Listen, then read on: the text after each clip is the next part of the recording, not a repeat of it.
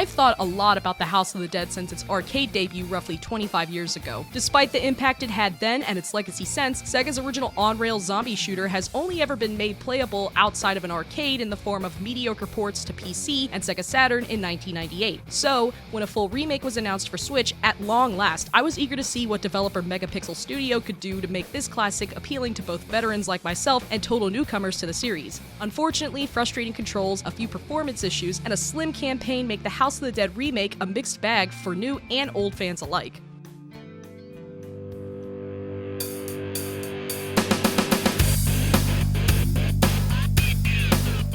Just like in the arcades, you assume the role of either AMS agent Thomas Rogan or Agent G as they pump hordes of undead full of bullets and try to stop mad scientist Dr. Kyrian from destroying mankind, with 3 possible endings depending on how well you do. There are more interesting nuances to the world and its characters than the one-dimensional way they're presented in-game, but sadly, finding that story context requires a bit of research through old game manuals or the Wiki of the Dead rather than being explained in the House of the Dead itself. While it stays faithful in that way, I'm a little disappointed Megapixel did not decide to add some of that existing lore into the remake, especially since the studio is also remaking The House of the Dead 2 and could have taken this opportunity to better set up the sequel. Of course, you don't really play The House of the Dead for the story. It's the on-rails zombie shooting that the series is known for. With movement handled automatically, the only thing you have to focus on is pumping the undead full of lead, and that part remains as fun as ever. As repetitive as it can get running through the story repeatedly, there is nothing more satisfying than shooting fictional guns at zombies and infected creatures while racking up the highest score you possibly can. You can also find a few different routes, which adds variety to each run and rewards experimentation, and there's fun to be found in making your own little goals too, such as trying to save all the scientists in a single playthrough.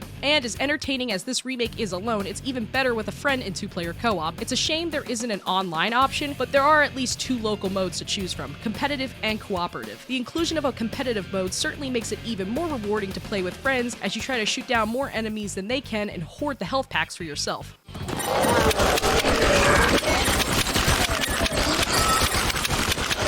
Reload.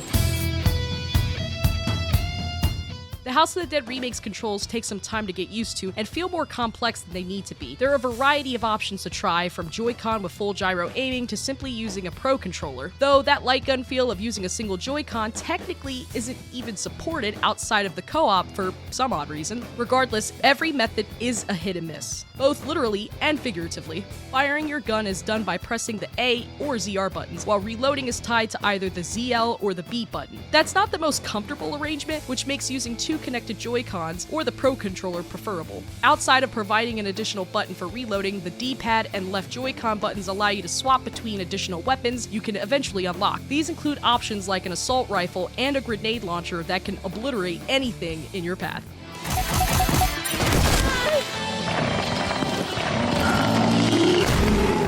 Both controller options also allow you to use gyro aiming, as well as a combination that uses the thumbstick by default and then gyro aiming for finer control. I ended up primarily using this option, though there were moments when I realized that gyro aiming was not registering how I expected it to.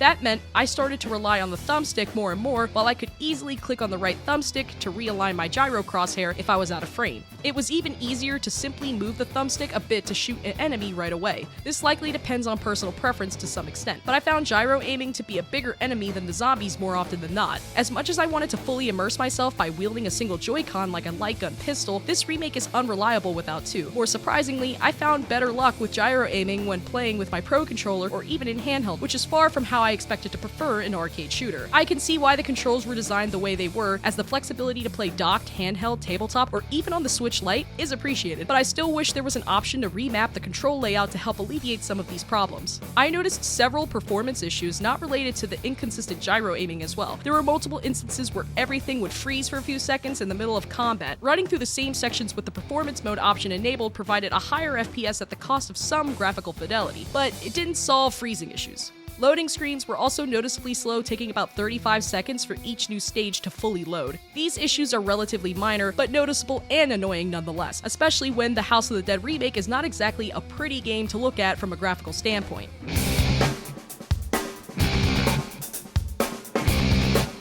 In addition to the regular story mode, the House of the Dead remake adds a new horde option. It's basically the same, but with up to a whopping 15 times more zombies on screen at once.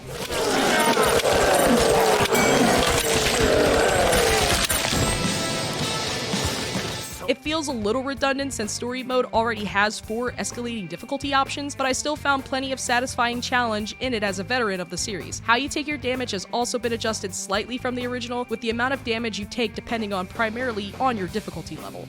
Simulating the arcade setting, each run gives you 10 continues that act as lives. Once you run out, you can buy more by spending the points you've earned on the current run. Otherwise, it's game over. Outside of defeating enemies with good aim, you can also earn points by finding bonus items like golden frogs and coins. And while the classic scoring method is available, there's also a welcome addition of a new modern scoring option which makes it easier to rack up points towards your overall score.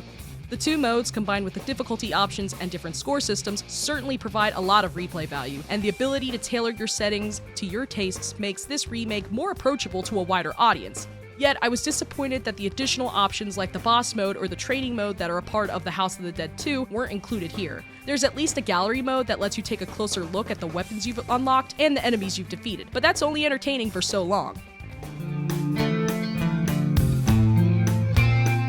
The House of the Dead remake is an easy recommendation for hardcore fans who have been waiting decades for a better way to play it at home, but it's a much harder sell for anyone else. The options for difficulty and scoring make it more approachable compared to the original's harsh difficulty curve, but frustrating controls, poor gyro aiming, and some unfortunate technical issues can be scarier than the zombies themselves. There's plenty of fun to be had with this classic if you're willing to put in the time into learning its nuances, but I can't help but feel like more could have been done to improve and refine a return I have been waiting decades for. For more, check out our reviews of Kirby and the Forgotten Land and LEGO Star Wars The Skywalker Saga. And for everything else, stick with IGN.